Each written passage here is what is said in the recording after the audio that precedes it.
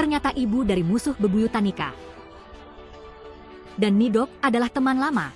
Halo semuanya, gue Platinum, spoiler lengkap One Piece 1175 tentang wujud Nidok udah rilis. Di chapter ini, Sabo dikerubungi anak-anak koala. Koala, asli, lagi minum teh daun eukaliptus dengan koala tua, sedangkan Sabo diberi tugas untuk menjaga anak koala. Cerita bergeser ke desa, berawal dari tanduk iblis dan sulur Somazu yang menyerang Robin. Lalu Luffy dan Loki bawa anak-anak dan orang tua ke desa barat untuk berlindung. Perlawanan ini bikin Somazu ngamuk sejadi-jadinya. Dia langsung nembakin duri-duri tajam ke para raksasa yang udah luka parah. Kali ini, giliran anak-anak yang berbaris jadi tameng hidup buat orang tua mereka. Di tengah kekacauan, ku mohon Kolon, cepat lari. Tapi Kolon membalas, aku harus melindungi ibu. Untungnya, Zoro datang tepat waktu. Sekali tebas, semua duri berhasil ditangkis. Luffy kegirangan, muji dia emang bisa diandalkan. Dengan santai, Zoro menjawab, udah nebak bakal begini. Ayo hajar. Waktu Somazu nanya siapa identitas Zoro, Luffy jawab dengan bangga, dia nakamaku. Namanya Zoro. Jangan sampai lupa. Setelah ngomong, tangan kiri Luffy nangkap petir dari awan. Tangan kanannya jadi kekeran munci Somazu. Persiapan selesai. Jurus baru, Gomu Gomu no White Lightning Magnum, meluncur ke arah Somazu. Tinju raksasa Luffy menghantam telak tubuh Somazu. Sekaligus nyetrum dia habis-habisan. Tubuhnya hancur berantakan. Wajahnya retak, giginya copot bertebaran, dan yang lebih parah, penderitaan Somazu belum berakhir. Loki datang dan langsung menginjaknya. Pemandangan ini bikin tetua Yarul teringat masa lalu. Dulu waktu Loki ngebunuh ayahnya dan kabur, Yarul nyuruh Gaban dan Shanks ngejelasin. Buah iblis apa yang Loki makan? Itu Ryu no Mi, model binatang mitos Nidok. Siapapun yang memakannya akan berubah jadi naga dengan kekuatan terbesar di dunia. Tapi seberapa besar ukuran naganya, tergantung pada ukuran tubuh pengguna aslinya. Makanya dibanding manusia biasa, buah ini lebih mematikan kalau dimakan raksasa. Saking gilanya, makin cocok lagi kalau raksasa kuno yang makai. Dalam wujud maksimalnya, naga hitam berelemen petir dan tanah ini, kalau terbang melintas, bisa bikin siang hari berubah jadi malam. Benar-benar gila, dengar info itu aja udah bikin merinding. Apa karena kekuatannya yang kelewat bahaya, makanya buah itu dilarang keras buat dimakan? Tapi Yarul bilang, alasan asli buah itu disegel karena palu penjaga Ragnar, alias petir besi, bakal ikut campur. Ini nyambung ke legenda dewa kuno Elbaf. Di Elbaf dulu, ada dewa perang yang senjatanya si petir besi ini. Konon dia pernah berubah jadi naga raksasa dan bertarung lawan dewa matahari di sisinya. Ada juga pengikut setia, tupai bernama Ratatos. Saat dewa perang itu gugur, jiwa Ratatos masuk ke dalam palu tuannya. Sejak saat itu, palu petir besi terus menjaga buah iblis tersebut, menunggu sosok kuat yang layak mewarisinya. Sudah buset, intinya sekarang, semua perlengkapan dewa perang yang jadi musuh bebuyutan Nika udah diwarisi semuanya sama Loki. Kembali ke masa sekarang, fokus kembali ke monster ciptaan Imu. Loki nembakin petir dahsyat, sambaran petir dari mulutnya. Serangannya benar-benar epik parah. Ledakan raksasa terjadi, ngawinin petir biasa dengan petir hitam, sapu bersih sebagian besar monster Imu. Saat semuanya terjadi, Imu menatap tajam ke arah Loki, Luffy, dan petir besi, sementara monsternya perlahan musnah. Di Mary Gaze, wujud asli Imu masih berada di ruang bunga, sorot matanya penuh amarah. Dia bergumam, begitu ya, Nidok ternyata selalu ada di sana. Itu dia semua info spoiler kali ini. Minggu depan libur, saya Platinum, sampai jumpa di chapter depan. Ini fix jadi puncak tertinggi buah Zoan Diope, waktu Loki sang naga hitam melintasi langit Elbaf dan ngincer Nika. Itu bener-bener jadi bencana buat musuh. Fans OP pada nggak nyangka, dalam sekejap, Kaido malah terlihat seperti cacing. Padahal naga hitam Loki ini belum ada awan, artinya Hagoromo, dia belum mode Awakening. Ayo saksikan kengeriannya, eksistensi terkuat di dunia.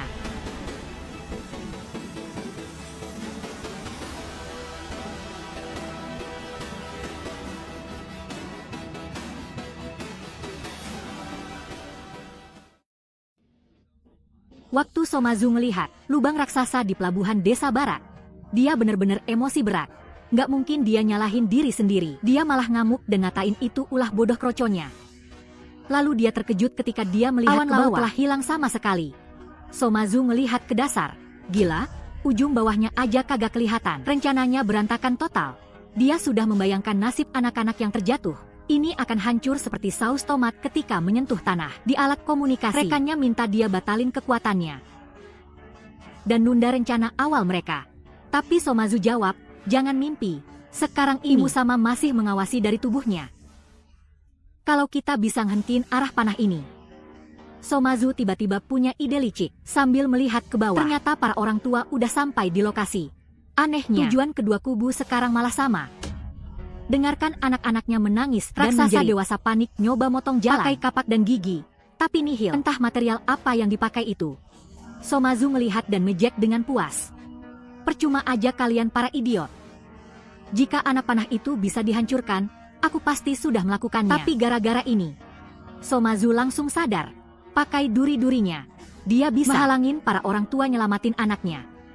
Jadi semua bocah itu bakal fix mati. Ini benar-benar luar biasa. Kenikmatan Somazu yang sampai luar biasa matanya melotot dan julurin lidah. Nyebut ini adalah kematian yang paling suci. Karena tontonan seru udah ada di depan mata. Somazu jadi santai sekarang. Dia mikir, kegagalan ini terjadi gara-gara waktu terbuang sia-sia saat bertransaksi tadi. Toh ujungnya, biar aja Imusama yang nanggung akibat dari rencana ini. Lagi pula kalau bocah-bocah ini mati, tinggal nyulik badge baru lagi aja. Sekarang dia cuma mau nikmatin tangisan putus asa antara cinta anak dan orang tuanya. Inilah yang namanya emosi. Punya ide gila demi menuntaskan hobi busuknya. Somazu ngumumin situasi putus asa ini lewat speaker. Bener-bener gak takut dibunuh Imusama nih orang. Perhatian anak-anak dan para orang tua. Awalnya kami mau kirim kalian ke tempat yang aman. Tapi sayang, karena suatu kecelakaan, awan laut lenyap. Jadi rencananya berubah. Jatuh dari sini, kalian pasti bakalan mati. Dengan kata lain, di garis akhir nanti, akhir yang paling tragis dan menyakitkan udah menunggu kalian. Sangat disayangkan, takdir ini udah nggak bisa diubah lagi. Anak-anak yang turun tangga kaget. Di ujung bener-bener cuma panah penunjuk. Di bawahnya kosong melompong. Waktu mereka udah makin menipis. Di saat genting ini, Oimo maju ke depan. Demi mencegah tragedi ini, kehilangan dua tangan bukanlah masalah. Dia rela membiarkan duri menusuk tubuhnya demi nekat menyelamatkan cucunya. Di waktu yang sama, rekan di komunikasi yang dengar siaran itu kesal. Ngapain sih hewan peliharaan Somazu itu? Susah payah kita bawa Sandera ke pelabuhan. Detik berikutnya, Oimo ambruk. Tenaganya nggak kuat menembus duri. Cuma dapat luka parah tanpa hasil. Kesia-siaan belaka. Mendengar tangisan cucunya, Oimo terus minta maaf.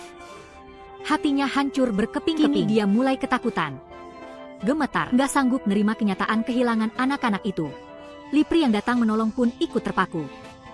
Apa bener-bener nggak ada cara balikin keadaan? Apa cuma bisa nonton mereka jatuh ke jurang gitu aja? Sampai mayatnya pun gak bakal ketemu. Tawa Somazu di samping terdengar memuakan. Di ujung jembatan terputus, anak-anak di sisa langkah terakhir saling ngobrol. Mungkin ini beneran hukuman dewa, orang tua mereka. Emang suka bilang gitu kalau lagi marah. Tapi masa cuma gara-gara nakal kita harus mati? Penuh keputusasaan, mereka teriak minta tolong. Jeritan, aku nggak mau mati. Menggema. Bikin para orang tua makin menderita. Dan semua keputusasaan adalah tontonan favoritnya Somazu. Sampai akhir, bahkan anak bisu pemberani, ikut nangis kejar. Aku nggak bakal nakal lagi. Dia teringat pas berantem. Dan menang dari temannya, terus merebut mainan anak itu. Lalu ibunya marah ngomel. Dewa Matahari ngawasin anak-anak yang nakal. Kalau kamu lebih kuat dari yang lain, kamu harusnya baik sama mereka. Minta maaf sekarang. Sekarang, Cit Yarul pun teringat masa lalunya. Dulu dia suka jijik sama masakan ibunya. Sangat benci ngelihat meja penuh wortel. Memori penyesalan anak lain juga bermunculan. Ada yang suka nyuri pedang ayah buat main. Bikin ibunya ngamuk besar. Ada yang ngejek kakeknya bajak laut kasar. Nggak punya rasa hormat sama orang tua. Ada yang suka bohong. Bikin ibu mereka kecewa berat. Ada yang sengaja ninggalin PR di rumah. Pas dianterin kakeknya, malah dia yang marah-marah. Masa lalu nggak bisa diubah lagi, kini hidup mereka melayang jauh. Yang pertama sampai di ujung jurang adalah Kolon. Kolon teriak keras nggak mau mati. Detik berikutnya, ibunya, Lipri, merentangkan tangan ke arahnya.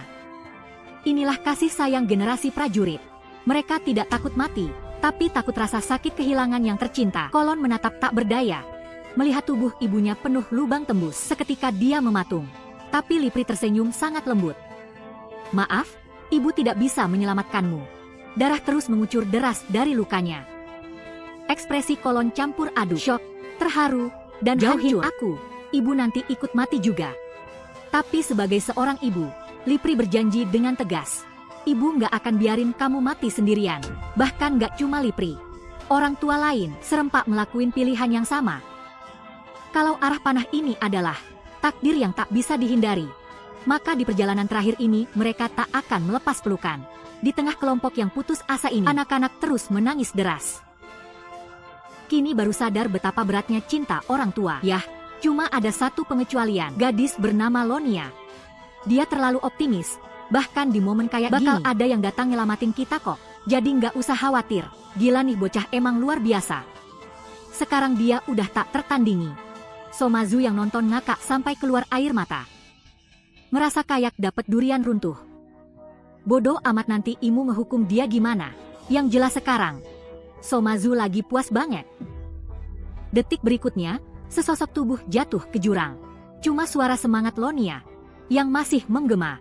Saat dia juga hampir terjatuh, ayahnya memeluknya erat dari belakang. Nggak peduli darah muncrat atau maut di depan mata. Wajah ayahnya penuh kebanggaan. Melihat ketegaran ayahnya di saat kritis, Lonia juga menangis. Sisi Binto si rambut pompadour. Momennya kocak tapi mengharukan. Lihat ibunya nekat meluk dia ngorbanin diri. Dia ingat ditanya di kelas. Dia bilang paling takut sama ibunya.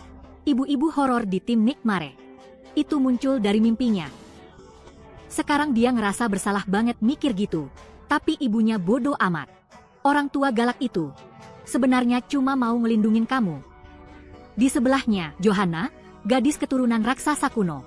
Dia terharu lihat ikatan keluarga teman-temannya. Sayangnya dia yatim piatu, nggak punya keluarga. Gak apa-apa, masih ada guru Anggi. Anggi udah nganggep dia anak sendiri. Johanna biasa berdebat. Sekarang Anggi nekat nerjang maju, mau mati bareng anak malang ini. Johanna menangis. Terus ada adiknya Rhode, si Bion, bocah penakut dan egois ini. Tumben merenungi kesalahannya. Kakaknya, Rhode, sayang banget sama dia. Tapi dia malah jijik kakaknya wibu. Dan melarang kakaknya ke sekolah. Kini Bion mikir bakal mati sendirian. Nggak disangka, ada yang meneriakkan namanya. Itu Rhode, lari sprint sekencang-kencangnya. Saat saudara-saudaranya berpelukan, Bion udah buang jauh-jauh. Rasa gengsi dan rasa jijiknya. Dia beneran bersyukur kakaknya datang hari ini. Dia seneng banget. Sekarang semuanya jatuh ke dalam jurang. Somazu terus ngakak hahaha. Lihat tuh sampah-sampah. Pada jatuh dari tebing. Jantungku sampai deg-degan. Bener-bener cerita yang mendebarkan. Dia ngejek kebodohan para orang tua. Ngapain ikut mati segala? Padahal cuma ngorbanin 10 bocah kan? Pengorbanan konyol atas nama cinta bikin itu perutnya sakit gara-gara ngakak. Inilah yang disebut kematian yang indah tapi sia-sia. Kamera perlahan turun ke dunia bawah. Pas mereka nembus awan tebal. Mereka bahkan mendarat di atas makhluk segede gunung. Mereka nggak tahu dunia bawah ada tempat ginian. Di mana kita, Kolon? Aku nggak tahu. Tapi yang jelas semuanya masih hidup. Tiba-tiba area putih di bawah mereka ngomong. Ternyata Luffy ngembangin badannya jadi balon. Buat nangkep dan nyelamatin semua orang. Di bawah Luffy ada raksasa hitam. Itu Loki dalam wujud buah iblisnya. Mata Loki yang satu sebesar bintang. Bentuk naga raksasa sepanjang ribuan meter. Loki memperingatkan Luffy, keluar dari sana. Kamu hanya akan menggangguku selama pertarungan. Luffy menjelaskan kepada para korban. Dia bilang dia dan Loki kebetulan lewat. Terus nanya mereka pada jatuh dari mana. Loki makin gak sabaran. Dia mau jadi dewa kehancuran. Bukan penjaga keamanan. Dia tidak bertanggung jawab menyelamatkan nyawa orang. Saat Loki mulai mendekati dunia atas, Somazu kaget bukan main. Dunia atas tiba-tiba turun badai salju parah. Salju menutupi sejauh mata memandang. Disertai suara petir yang menggelegar. Seluruh Elbaf, bahkan pohon dunia, ikut bergetar kena bencana ini. Petir hitamnya jauh lebih ganas dari petir Enel. Aura kedatangan Loki aja bikin banyak monster mimpi sembunyi. Kekuatannya beneran melampaui level Yonko. Seketika ritme aneh dirasakan semua raksasa. Mereka bingung ada apa ini.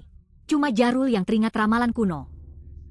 Di hari badai salju dan petir menyambar, monster raksasa bakal muncul menutupi langit. Dan di saat yang bersamaan, Dewa Matahari yang bebas akan muncul. Setelah naruh para korban di tempat aman yang jauh, tubuh raksasa Loki mengudara di atas hutan. Somazu langsung ketakutan setengah mati. Bahkan mata Imu nggak bisa nyembunyiin rasa syoknya. Di akhir chapter, sayap naga Loki menutupi langit. Luffy mode Nika menunggangi naganya Baksatria. Kalau dari perbandingan ukuran, meski Nika udah mode raksasa, dia tetap kelihatan kecil dibanding naga itu. Tupai super kuat si petir besi juga ikut bantu. Aliansi epik dari 3 puncak kekuatan Zoan. Semua musuh bakal digilas tanpa ampun. Sekian semua info untuk chapter ini. Minggu depan libur, saya Platinum. Sampai jumpa di chapter berikutnya.